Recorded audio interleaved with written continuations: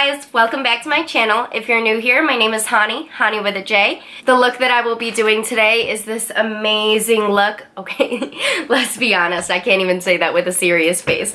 The look that I will be doing today is a makeup do's and a makeup don'ts video. So all these things that you see right here are things that I've seen a lot of people do, and by a lot of people I mostly mean me in the past.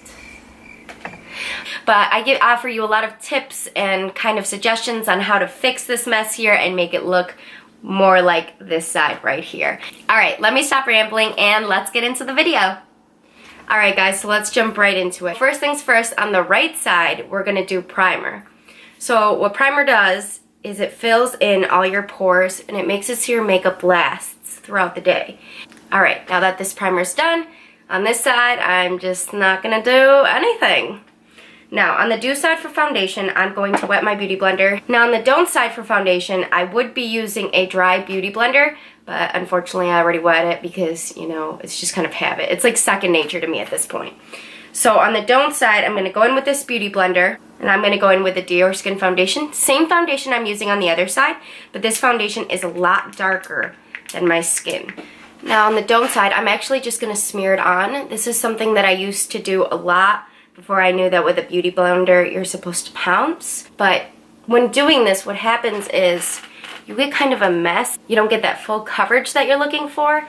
Alright, on the do side, I'm going to take my foundation that actually matches my skin color on my wet beauty blender, and I'm just going to pounce.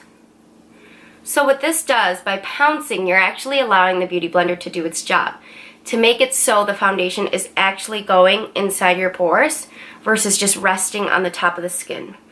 Alright guys, now let's move on to eyeshadow.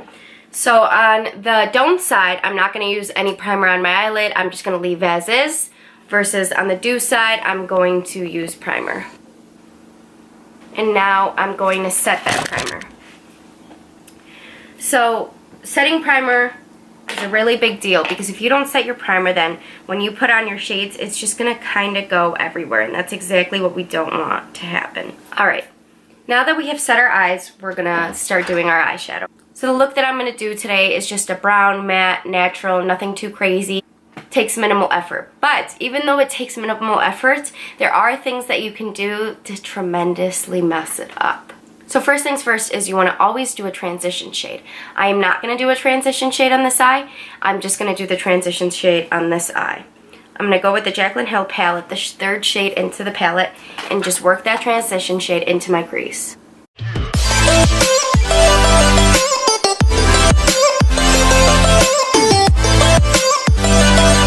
So eventually the color that I want to be using in my crease is this color right here.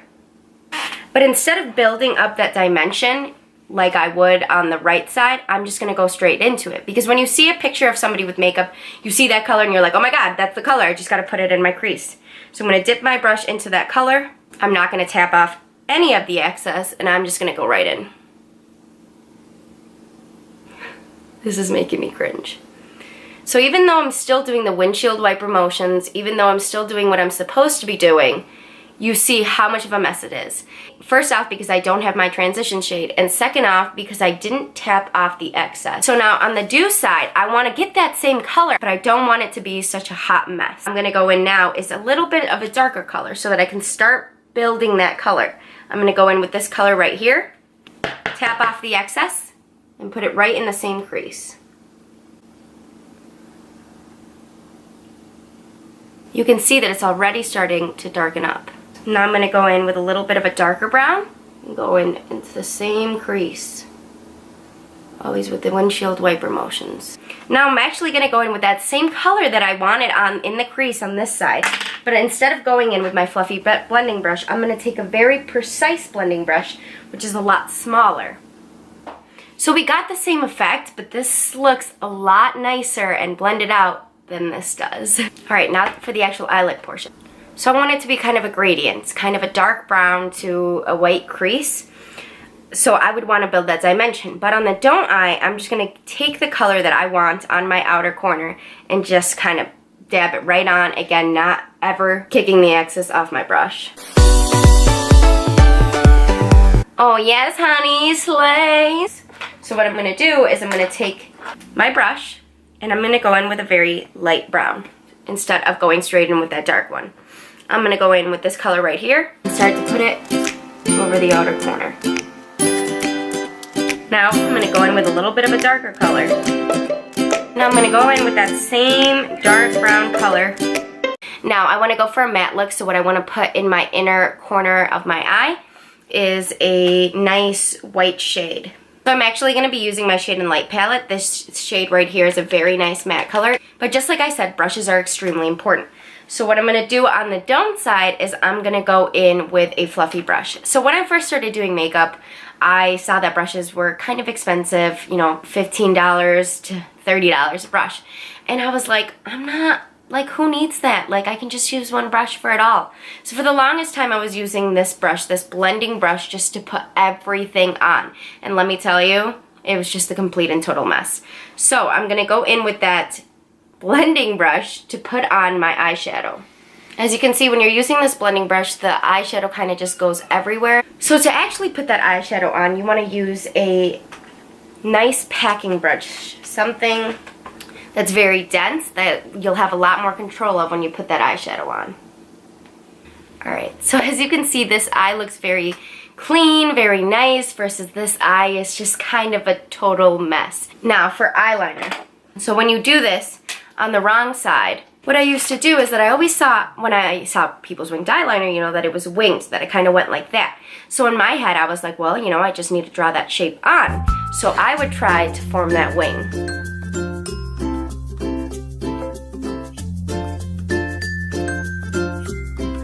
So on the other eye, what I started doing is that I would just do my eye first, a very thin line.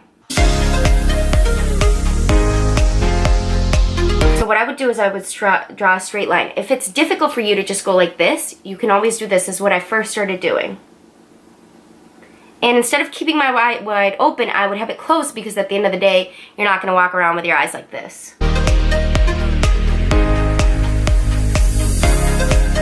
So as you can see, this winged eyeliner is a lot cleaner. I did kind of a short one just because I'm going for a day-to-day look, but I can still make it much more dramatic without making it Amy Winehousey. Now the next thing we want to do is our eyebrows. So on the don't side, take this eyebrow pencil, and I always saw that shape that I always saw in the Instagram models, and I was like, well, I'm just going to copy that shape because that's what I want, not thinking that not everybody's eyebrows are the same. So I would basically just take it and draw the shape in. Then even though it was such a mess, I would just start to color in my eyebrow. I would use really extreme strokes because I wanted my eyebrow to be very dark and filled in. Super cute, huh? Now for the right side, first off, you want to brush your eyebrows so they're all going to the same direction, so you kind of know what to work with. And I realized that I don't have the Instagram model eyebrow shape. I want my eyebrows to look good, but I want them to look semi-natural. So what I would do is, yes, I would still carve it out, but in very, very light strokes. So I'm not actually even drawing my full eyebrow shape. I'm just going in the places where I see that I'm missing hairs and just putting them in where they should be. So as you can see, this eyebrow is a lot better than that eyebrow. Now moving onto the face, let's go on to contour. So I have very bad dark circles under my eyes. What I would do is I would be like, well, my dark circle's all right here. So I would just be like, I'm gonna get rid of all that darkness. And I would put an extreme amount of concealer right where that dark circle is. Versus on the right side, if you do this, you're drawing attention to that place. People are gonna be like, oh, she had dark circles and she's trying to cover it up. But the goal of makeup is for people to think, oh wow, she's got flawless skin. I woke up like this. So instead of targeting that problem area, I'm still gonna target it, but by doing this instead, I'm not making it completely obvious that that's the place that I'm going for, and also I'm elongating my face. I'm also, this is kind of hard to do since my face is split, but I'm taking it down on my nose, on my chin, and right on my forehead. And then I'm gonna blend it in. All right, and now on the other side, I would just smear it in. Again, no dabbing motion. And that's what you get on that side.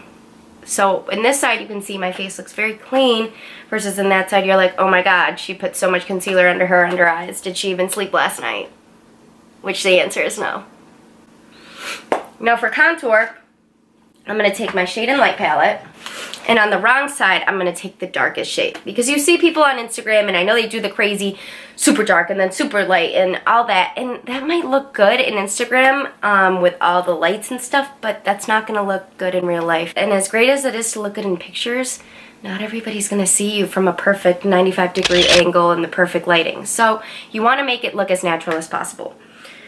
And when you contour, you always want to use a tapered brush. But instead of doing that, I used to just go in, again, with my, who needs a bunch of brushes? They all do the same thing kind of attitude, and go in with this. This was my blush brush, so I'm going to go in with that dark shade and put way too much on my brush. Also, I would always bring it way too far in because I felt like I wanted that extreme cheekbone look. But what I was doing is making myself look like a clown. Look at that. Look at that slay. Yikes. Guys, this is causing me physical pain. Now on the right side, I'm going to go in with my actual contour brush, which has a tapered end. I'm going to take a shade that actually works for me, which is over here. Tap it and start at my ear and just start to bring it in.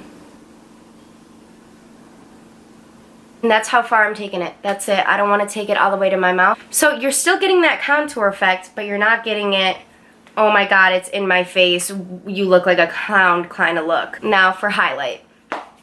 So highlight is something that I have a problem with. I like to do an extreme amount of highlight. I know that a lot of people are going to be like, that's not natural, why are you doing that?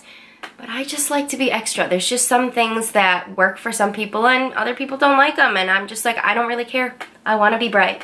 So I'm going to take this highlight right here.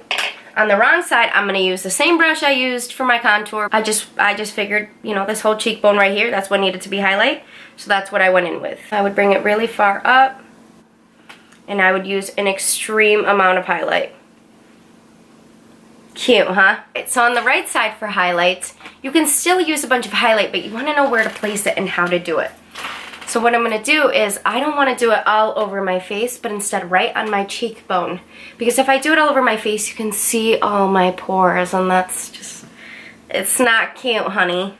So I'm going to take that with not a lot of product and just put it right there. Look at that. There we go. Alright. Now for lips. On the don't side, what I see a lot of people do, and what I used to do, is that I would just smack it right on. I would just do that, and I would say, because I'm smacking my lips, it's on, you know, it's everywhere. It's where it's supposed to be. But what I didn't take into account is the fact that when I do my lips, you always want to line them. And you don't need a lip liner, but you want to have that lip shape. It's a lot more fuller on this side. It looks good. On this side, it's just kind of a mess. Now moving on to lashes. And what I'm going to do is I'm going to take the glue, and I'm going to put it right on the lash. I'm going to use entirely way too much glue because I used to think that if I didn't use a bunch of glue, then it wouldn't work. Now the other thing that I would do is, oh my god, I'd freak out. I'd be like, I don't want the glue to dry, like I need to get them on, I need to get them on. So I would immediately just throw those babies on. And then I would be like, why is it not sticking? And the glue would go everywhere. And I would just hold it there till it dried. See? And eventually they would stick, not in the right place that I want them, not right at all. And I would put them way too high above my natural lashes. So what would happen is I would have this all white glue, but since it's dry as clear, I'd be like, well, it's fine. I'll just leave it. Now what you want to do on the right side is you want to take your lash and use as little glue as possible. And now I wait for it to dry a little bit because I don't want to put it right on and have it not stick at all and get that huge mess that I got on this side. I want it to be tacky. I put it right in the center, and then I take my eyelash applicator and I start to glue it on to the edges. Alright, now that we have that lash on, what I would do is I wouldn't take mascara at all to bond my lashes. I would leave the lash as is, thinking that's all you had to do. I would just put mascara on my lower lashes. And I would actually do that a lot too. I'm going to put mascara on my fake lashes to get it to bond up. Oh my god, guys. I used so much glue on this other lash that my eye is stuck. Do you see that? Ow. It's literally still sticking. Oh my god. Somebody help me. SOS. Alright guys, so this is the final look. If you have done one of the things, all of the things that I've done on the don't side, don't feel discouraged. I've done all of them and way more. And even every single day I learn things that I could be doing better. Makeup is a learning experience. Makeup is figuring out what works for you. And if you did like some of the things that I did on the don't side and you're like, oh, well, I don't want to change that, then don't. Makeup has no rules. Do whatever works for you. I'm just giving you helpful tips. The only thing that I would say is don't is this whole eyelash thing, because this is starting to cause me some pain. So be careful with eyelash glue, because ripping this off, honey, is not about to be a fun experience. Anyways, thank you so much for watching my video. If you haven't seen my other videos, check them out. If you haven't subscribed, the button is down here. Give that a click. Comment, let me know what you thought of this video. Thank you so much for watching, you guys. Have a nice day.